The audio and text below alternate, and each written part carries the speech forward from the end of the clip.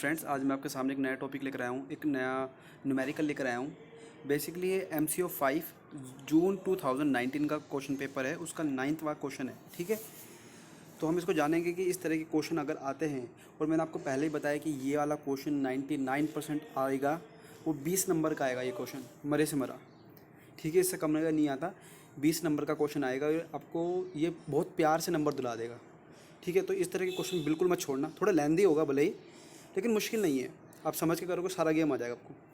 ये क्वेश्चन दिया है मुझे, ठीक है। पीरियड 1 और 2 दे रखे हैं, उनके सेल्स टोटल कॉस्ट दे रखी है, और मुझे कुछ चीज़ें इसने बताई है कि आपको ध्यान देखना है इसमें। किसने बोला है कि there is no change in the price and variable cost.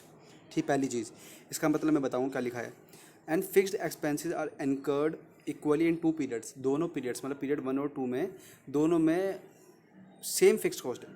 ठीक है, जब आपने एक बात ये देखा, बड़ा बड़ा वर्ड लिखा हो अज्यूमिंग। अज्यूमिंग का मतलब होता है आपको मान के चलना पड़ेगा कि कहीं भी तो मैं फिक्स कोर्स के बारे में बात नहीं करी और हमसे ये 5 चीज़ें पूछी है, तो हम नहीं निकाल पाएंगे ऐसे। ठीक है, तो मैंने ये क्वेश्चन का ऊपर की हेडिंग लिखी जो क्वेश्चन में थी।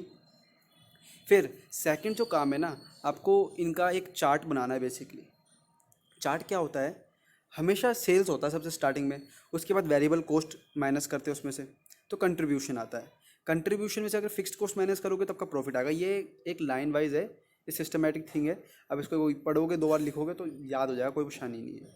ठीक है, पहले वाला क्वेश्चन देखते हैं। पहले वाला पीरियड, मेरा सेल्स कितना, 45,000। जो मुझे चीज़ें पता है वो लिखो।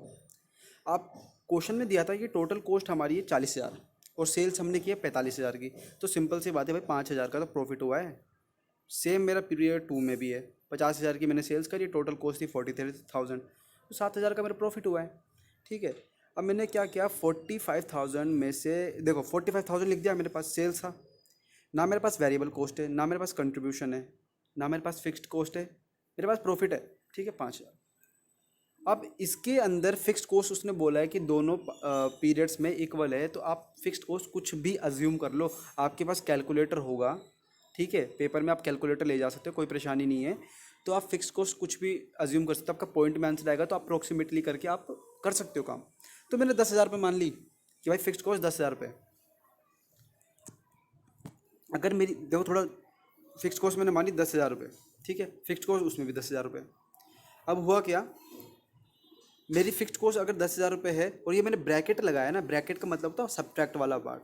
ये फिक्स्ड कॉस्ट सब्ट्रैक्ट वाला पार्ट है, वेरिएबल कॉस्ट सब्ट्रैक्ट वाला पार्ट है। ठीक है, अब मेरी फिक्स्ड कॉस्ट होगी 10,000 रुपये, प्रॉफिट हो गया 5,000 रुपये, तो मेरी कंट्रीब्यूशन क्या होगी, सिंपल सी बात है, फिक्स्ड कॉस्ट प्लस प्रॉफिट। क्योंकि कैसे, देखो छोटी सी देखो, हम कंट्रीब्यूशन में से अगर फिक्स्ड कॉस्ट माइनस करते हैं तो हमारा प्रॉफिट आता है। हमारे पास प्रॉफिट भी है, फिक्स्ड कॉस्ट भी है, तो सिंपल सी बात है, कंट्रीब्यूशन कैसे आएगा, प्रॉफिट प्लस फिक्स्ड कॉस्ट, 15,000 रुपये आ गया। जब आपके पास कंट्रीब्यूशन आ गया, आपके पास सेल्स भी है, सिर्फ आपको वेरिएबल कॉस्ट निकालनी है। एक चीज़ हमेशा याद रखना कि वेरिएबल कॉस्ट एक प्रोपोर्शनेट में होती है, एक एक प्रोपोर्शन में होती है। कभी भी आप ये नहीं कह सकते कि जैसे कि मैंने बोला, अगर सेल्स मेरी 100% है तो मेरी वेरिएबल कॉस्ट 50% है, मैं मान सकता हूँ। 70% है, मैं मान सकता हूँ। ठीक है, जैसे वेरिएबल कॉस्ट को माइनस करता हूँ तो मेरा क्या आएगा, कंट्रीब्यूशन। सिंपल है, कोई परेशानी नहीं है। इसमें भी वही करा है हमने कि 45 में से अगर 15,000 रुपये जाते हैं, सॉरी 30,000 रुपये जाएंगे, तो 15,000 रुपये बचेंगे। हमारे पास कंट्रीब्यूशन गिवन था, वेरिएबल कॉस्ट निकालना था। यार ये सिंपल सा इक्वेशन वाला फॉर्मूला होता है, अगर sale is equal to sales minus variable cost is equal to contribution, तो आप इस वेरिएबल को उठा के उधर ले जाओ, तो आपका आंसर जो बनेगा ना, वेरिएबल कॉस्ट, वो 30,000 रुपये बनेगा। ठीक है, जिसमें से कि सेल में से कंट्रीब्यूशन माइनस होगा। ठीक है, अगर आप इसके अंदर भी सेम करते हो तो आपका 33,000 आएगा। ठीक है, मैंने आपको एक चीज़ और बताई थी कि सेल्स में से जो सेल्स होता है ना, वेरिएबल का कुछ परसेंट होता है। जैसे मैंने बोला सेल्स 100% है, तो वेरिएबल क्या है, वेरिएबल या तो 60% होगा, 70% होगा, 80%, ये सेल्स का कुछ पार्ट होगा, कुछ परसेंट पार्ट होगा। ये हमेशा फिक्स रहता है ऐसे में। अगर मैंने कहा कि मेरी आज सेल्स 100 रुपये की है, तो मेरा 50% कितना हुआ, 50 रुपीज़। मैंने बोला सेल्स अगर मेरी 10,000 रुपये की है, तो भी मेरा वेरिएबल कॉस्ट 50% रहेगा, जो कितना होगा, 5,000 रुपये। तो ये होता है, ऐसे प्रोपोर्शन में चलता रहता है। तो इसने यही बोला था अज्यूम करने के लिए फिक्स ये सेल्स और वेरिएबल कॉस्ट के बारे में। ठीक है, अब पहला क्वेश्चन है कि पीवी रेशो।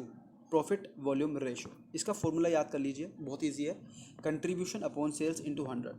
मैंने फिर बोला कैलकुलेटर मिलेगा, अगर आपने कोई वैल्यू अज्यूम करी है, अज्यूम वाला क्वेश्चन है तो आपका कोई प्रॉब्लम नहीं आएगी, कैलकुलेटर से 2 मिनट में आंसर निकल जाएगा। और अगर पॉइंट पे जाता तो 1-2 पॉइंट लाकर अप्रॉक्सीमेट लिख दो, कोई परेशानी नहीं है, फुल नंबर मिलेंगे।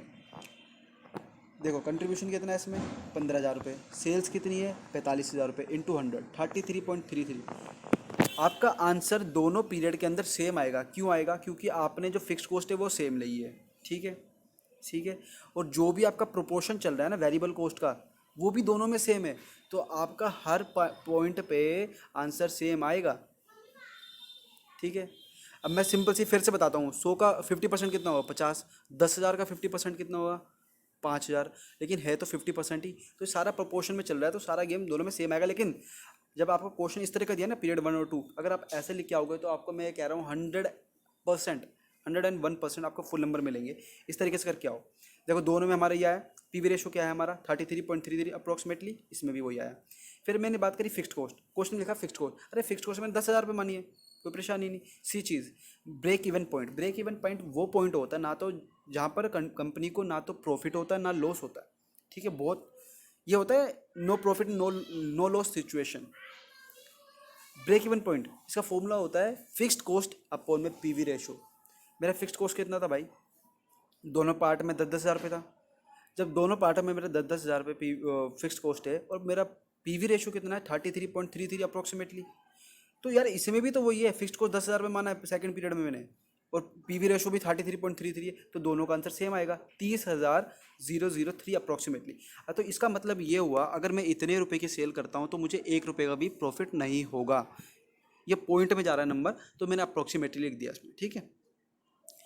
अब डी पार्ट में बोला है कि आप बताइए कि आपको कितनी सेल्स चाहिए होगी अगर आपको प्रॉफिट अर्न करना है 10,000 रुपये का, ठीक है भाई। दोनों पार्ट में 10,000 का करना है मुझे, मैंने बताया मुझे प्रॉफिट चाहिए 10,000 रुपये का। फिक्स्ड कॉस्ट कितनी मान रखी थी, फिक्स ही रहेगी वो तो 10,000 रुपये, तो कंट्रीब्यूशन कितना है 20,000 रुपये। अब आप वेरिएबल कॉस्ट निकाल सकते हो, सिंपल सी बात है, सेल्स में से कंट्रीब्यूशन माइनस करोगे तो 40,000 आ गया आपका।